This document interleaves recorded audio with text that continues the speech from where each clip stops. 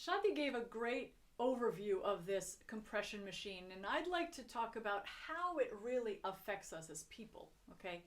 None of these components of this compression machine are bad or good in and of themselves. And alone, they really don't affect us poorly. But when we add reward and punishment, criticism, judgment, and blame, it becomes like a power pressure machine that then uses those aspects, the hierarchies, the success, the hierarchy, the labels, and the assumption that humans are cogs in a wheel, and it puts this kind of emotional and psychological pressure on us. So as people in the middle, we're disrespected when we're seen as cogs in a wheel. And when we're disrespected, we're like this. We're automatically in defense mode, not because it's a personal problem, me, you, something's wrong with us, but that's a natural response to being disrespected in this world, okay? Because we humans were wired to survive. So anything that we perceive as a threat to that survival, even if it's monetary, which is not really a threat to our lives, but we take it that way because we need money in the world.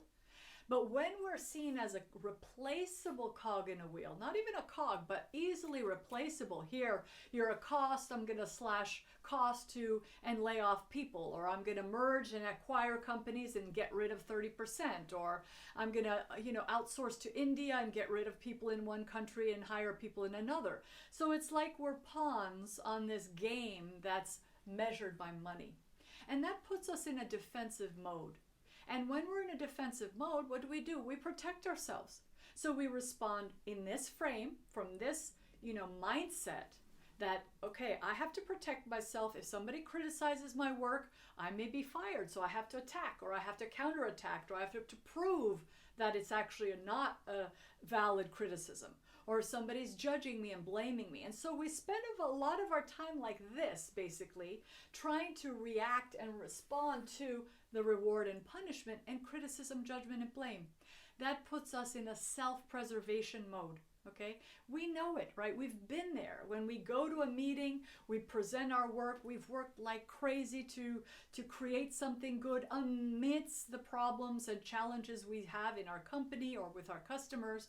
And then somebody criticizes even like that, sometimes without thinking, and we're suddenly like, oh my God, I'm in danger. And I'm going to be like this.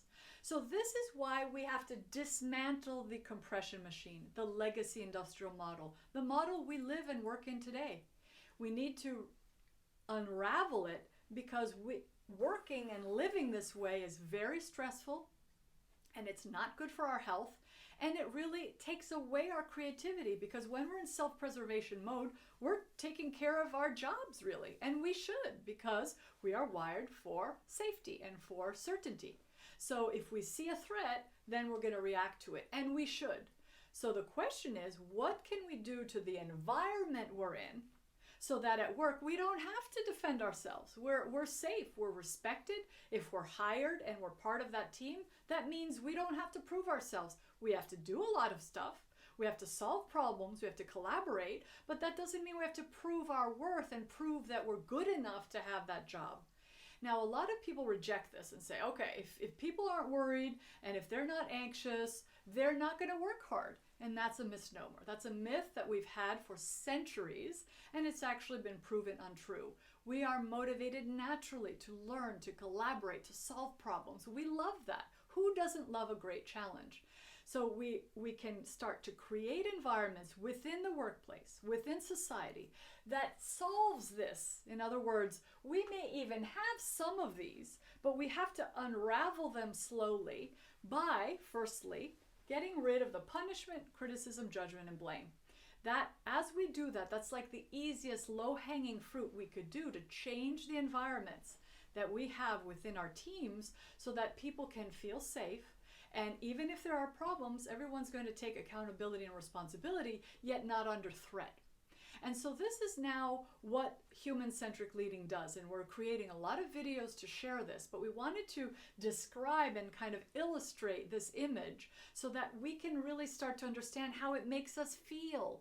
And when it makes us feel certain ways, we think certain ways, and we behave certain ways, and we get certain results that we have today.